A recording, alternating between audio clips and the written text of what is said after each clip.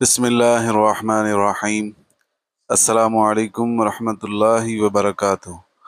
معزز طلباء کرام، آج کے سبق میں ہم فعل کی چوتھی تقسیم جو کہ جامد اور متصرف کے اعتبار سے ہے، اور اس تقسیم میں ایک ہی فصل ہے جس میں مصنف نے ماضی سے مضارع اور مضارع سے امر بنانے کا طریقہ بیان کیا ہے، لیکن اس سے پہلے انہوں نے جامد اور متصرف کی تعریف بیان فرمائی ہے۔ فرماتے ہیں التقسیم الرابع للفعل بحسب الجمود والتصرف۔ فعل کی چوتھی تقسیم جامد اور متصرف کے اعتبار سے ہے۔ ینقسم الفعل الى جامد و متصرف۔ فعل کی دو قسمیں ہیں، جامد اور متصرف۔ فالجامد ما لازم صورتا واحدتا۔ جامد وہ فعل ہے جو ایک ہی شکل پر، ایک ہی صورت پر قائم رہے۔ اب جس ایک شکل پر وہ قائم رہے گا اس کی دو صورتیں ہیں، یا تو وہ ماضی کی صورت پر قائم رہے گا یا تو امر کی صورت پر قائم رہے گا۔ دونوں کی مثالیں یہاں پر مصنف نے ذکر کی ہیں۔ وَهُوَ إِمَّا أَن يَكُونَ مُلَازِمًا لِلْمَاضِيِّ، یا تو وہ ماضی کی حالت پر قائم رہے گا، یعنی اس کا امر اور فعل مضارع نہیں آئے گا۔ کَلَيْسَ مِنْ أَخَوَاتِ كَانَ، جیسے افعال ناقصہ میں سے لیسا، اور وَقَرُبَ مِنْ أَفْعَالِ الْمُقَارَبَةِ، اور افعال مقاربہ میں سے قربہ۔ وَعَسَى وَحَرَى وَإِخْلَوْلَقَ مِنْ أَفْعَالِ الرِّجَاءِ، اور افعال رجاء میں سے یہ تین کلمات عسا، حرا اور اخلولق۔ اسی طرح انشأ، توفق، اخذ، جعل، علق من افعال الشروع، یہ کلمات افعال شروع میں سے ہیں، یہ بھی ماضی کی صورت پر قائم رہتے ہیں۔ ونعم وحبذ فی المدح، اور افعال مدح میں نعم اور حبذ، وبئس وساء فی الذم، اور افعال ذم میں بئس اور ساء۔ وخلا وعدا وحاشا فی الاستثناء، اور خلا اور عدا اور حاشا کلمات استثناء میں، علی خلاف فی بعضها، اس اختلاف کے مطابق جو ان کے بعد کلمات میں ہے، یعنی کہ بعض علماء کے نزدیک حاشا اور عادہ اور خلا کہ ان کے نزدیک یہ حروف جارہ ہیں، افعال نہیں ہیں، لیکن مصنف نے جمہور کا موقف اختیار کیا ہے، یعنی کہ یہ افعال ہی ہیں، ان کو افعال میں شامل کیا ہے۔ تو یہ سارے کلمات وہ ہیں جو ماضی کی صورت پر قائم رہتے ہیں، حالت ماضی پر رہتے ہیں، اور ان سے مضارع اور امر نہیں بنتا۔ اور دوسری صورت کہ یا تو وہ فعل امر کی صورت پر قائم رہیں گے، یعنی ایسا فعل جامد جو فعل امر کی حالت پر رہے گا، جیسے وَإِمَّا أَن يَكُونَ مُلَازِمًا لِلْأَمْرَيْنِ، یا پھر وہ فعل امر کی صورت پر قائم رہے گا، ملازمہ للامریہ، امریہ سے مراد فعل امر ہے۔ کہب و تعلم، جیسے حب اور تعلم، ولا ثالث لہما، اور ان کا تیسرا نہیں ہے، یعنی یہ دو ہی ہیں، ان میں تیسرا نہیں ہے۔ تو یہ دوسری قسم وہ ہے فعل جامد کی جو حالت امر پر قائم رہتی ہے، یعنی اس سے ماضی اور مضارع نہیں بنتے۔ عزیز طلباء کرام، یہاں پر مصنف نے فعل جامد کی تعریف کی ہے اور وضاحت کی ہے کہ فعل جامد وہ فعل ہے جو ایک ہی شکل و صورت پر باقی رہتا ہے، ایک ہی حالت پر برقرار رہتا ہے، اس سے دوسرے کلمے، دوسرے صیغے نہیں بنتے۔ تو اس لیے یہ جو اپنے جامد ہونے میں حرف کے مشابہ ہوتا ہے کہ یہ بھی حرف کی طرح زمانہ اور حدث سے خالی ہوتا ہے، کیونکہ جو فعل ہوتا ہے وہ تین چیزوں کا مجموعہ ہوتا ہے، ایک زمانہ، حدث اور فائل کی طرف نسبت، تو اس میں سے جیسے ہی کوئی چیز کم ہو جائے تو وہ فعل تام نہیں رہتا، اور یا تو وہ فعل ناقص بن جاتا ہے یا وہ پھر فعل جامد بن جاتا ہے۔ تو یہ جو افعال جامدہ ہوتے ہیں ان میں بھی جو حدثی معنی ہوتے ہیں وہ مراد ہی نہیں ہوتے، جیسا کہ فعل میں ہوتے ہیں، جیسے دارابا میں ہوتے ہیں، ایسے نہیں ہوتے۔ یہ جو افعال جامد ہوتے ہیں یہ زمانے سے خالی ہوتے ہیں، اور اس لیے ان میں تصریف، ان میں گردان بھی ممکن نہیں ہوتی، اور ان کے معنی میں بھی تبدیلی نہیں آتی۔ تو جو افعال جامدہ ہیں ان کی مصنف نے دو صورتیں بیان کی، ایک وہ قسم جو صرف ماضی کی حالت پر رہتی ہے، اور دوسری وہ جو صرف فعل امر کی حالت پر رہتی ہے۔ یہاں پر مصنف نے فعل امر کے بارے میں بتایا کہ یہ دو ہی صیغے آتے ہیں، اس میں تیسرا نہیں آتا، جبکہ دیگر کتب صرف میں اور دیگر علماء صرف نے اس کے علاوہ بھی امر کے صیغے ذکر کیے ہیں۔ تو ظاہر ہے یہ ایک سماعی بات ہے، کوئی قاعدہ کلیہ نہیں ہے کہ یہی ہوں گے اور اس کے علاوہ نہیں ہوں گے۔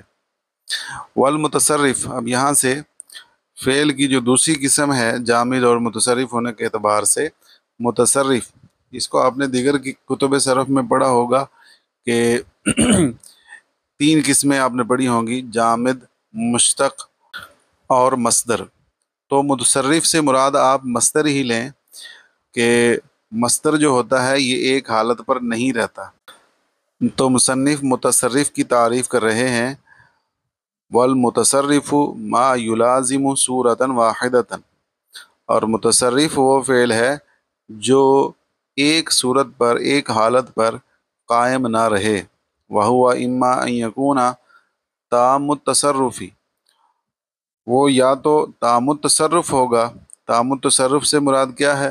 وہو یأتی منہ الماضی والمضارع والامر، فرمایا تام التصرف وہ فعل ہوتا ہے جس سے ماضی اور مضارع اور امر کے صیغے بنتے ہیں، اس کی گردان چلتی ہے، جیسے ناصرہ، دحرجہ، او ناقصہ، یا پھر وہ ناقص التصرف ہوگا۔ ناقص التصرف کسے کہتے ہیں؟ وَهُوَ مَا يَأْتِي مِنْهُ الْمَاضِي وَالْمُضَارِعُ فقط۔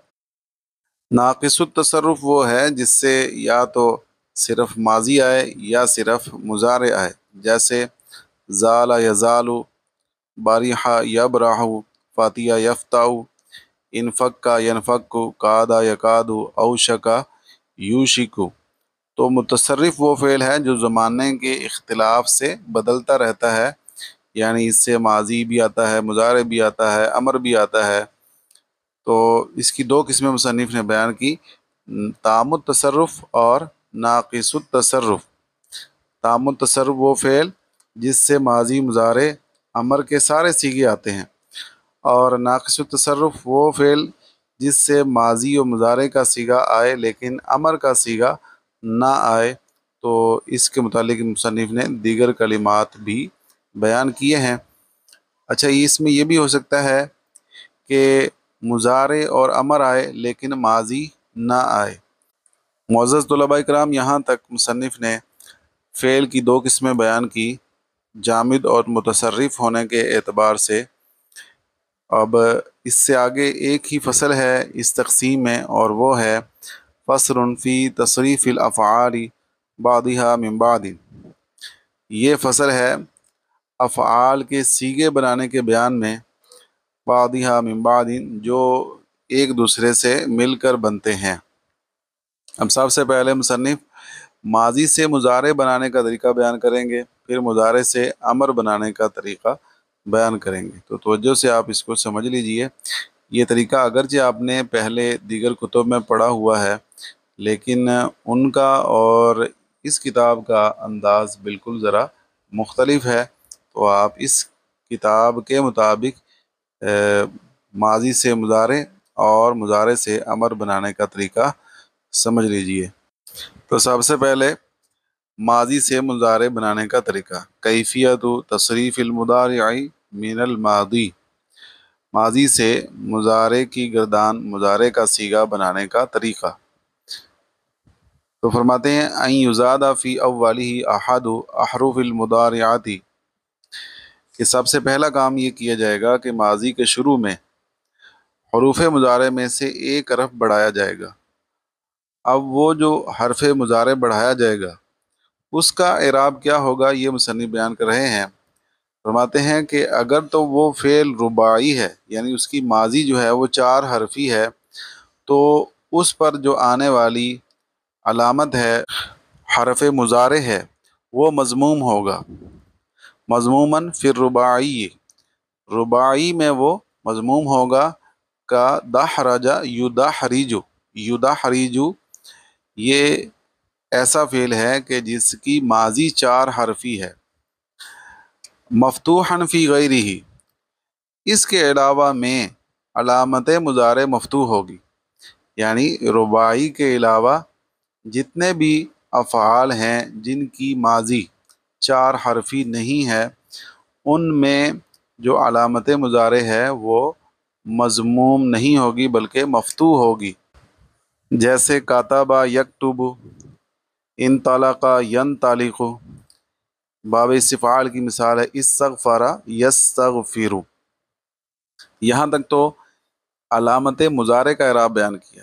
اب علامت مضارع کے بعد آتا ہے کلمے کا فا کلمہ، یعنی کہ جس ماضی سے آپ فعل مضارع بنا رہے ہیں اس کے فا کلمہ پر کون سی حرکت آئے گی؟ تو مصنف فرماتے ہیں ثم ان کان الماضی ثلاثیا، اگر تو وہ ماضی ثلاثی ہو یعنی 3 حرفی ہو، سکنت فاؤہ، تو اس کے فا کلمہ کو ساکن کر دیا جائے گا، جیسے ضربہ یہ 3 حرفی ماضی ہے تو اس سے جب آپ مضارع بنائیں گے تو بنے گا یضرب، ضاد فا کلمہ ہے تو اس کو ہم نے ساکن کر دیا، اور اس کے جو فا کلمہ ہے اس کو ساکن کیا جائے گا۔ وحرکت عینہ، اور عین کلمہ کو حرکت دی جائے گی، کون کون سی؟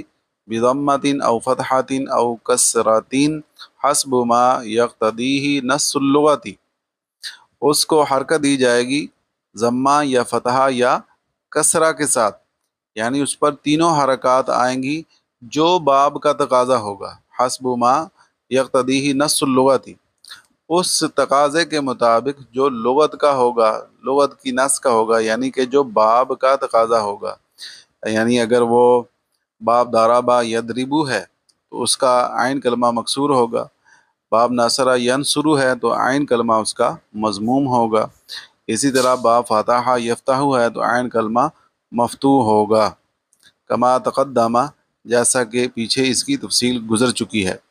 تو یہ اگر وہ ثلاثی ہے تو پھر اس کی جو ماضی ثلاثی ہے تو اس کا فا کلمہ ساکن اور عین کلمہ پر تینوں حرکات آئیں گی۔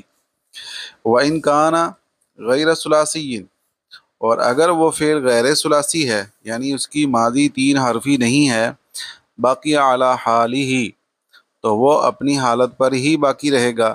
ان کانا مبدوءا بتاء زائدۃ، اگر اس کی ابتدا تائے زائدہ سے ہو، جیسے تشارک یتشارک، تو تشارک یہ باب تفاعل ہے تو اس کی علامت ہے کہ اس کے شروع میں تا زائدہ ہوتی ہے۔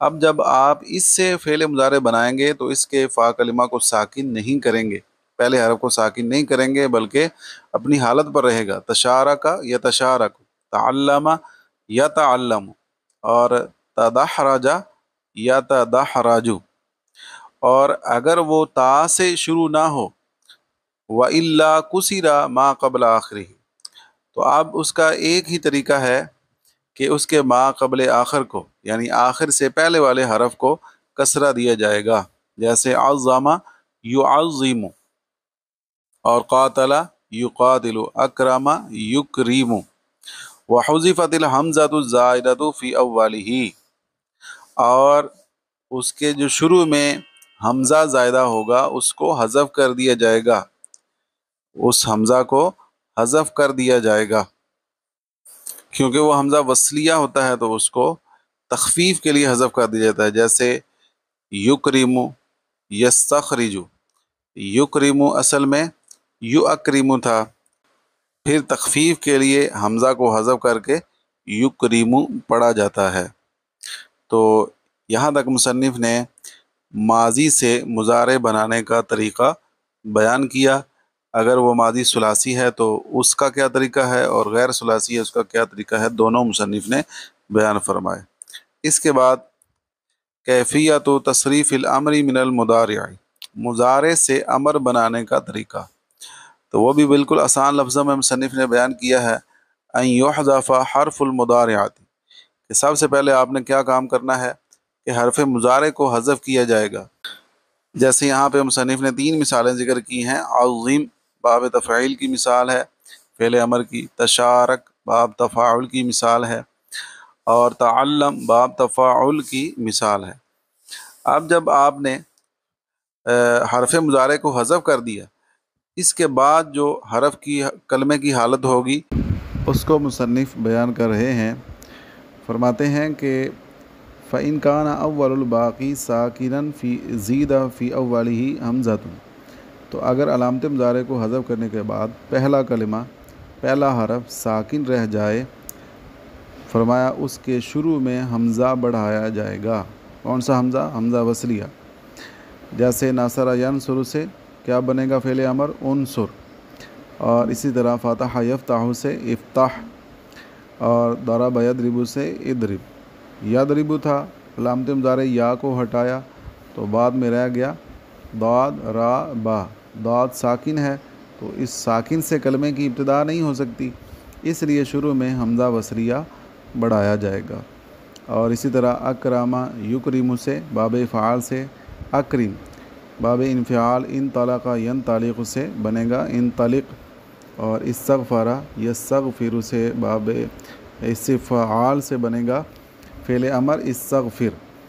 تو بالکل آسان طریقہ ہے، شروع میں حرف مضارع کو حذف کرنا ہے، پھر اس کے بعد اگر پہلا حرف ساکن ہے تو شروع میں حمزہ وصلیہ لگائیں گے، کیونکہ ساکن سے کلمے کی ابتدا نہیں ہو سکتی تو ضرورت کے پیش نظر حمزہ وصلیہ لگائیں گے، اور آخر کو ساکن کر دیں گے۔ وہ یہاں پر مصنف نے ذکر نہیں کیا، بالکل ہی اختصار سے اس کو بیان کیا ہے، لیکن دیگر کتابوں میں یہ چیزیں بھی بیان کی جاتی ہیں۔ آخر کو ساکن کر دیں گے، اور حرف علت اگر آخر میں ہوگا تو وہ بھی گر جائے گا، نون اعرابی ہوگا تو وہ بھی گر جائے گا، اور جو نون ضمیری ہے، نون نسوہ ہے، وہ اپنی حالت پر باقی رہے گا۔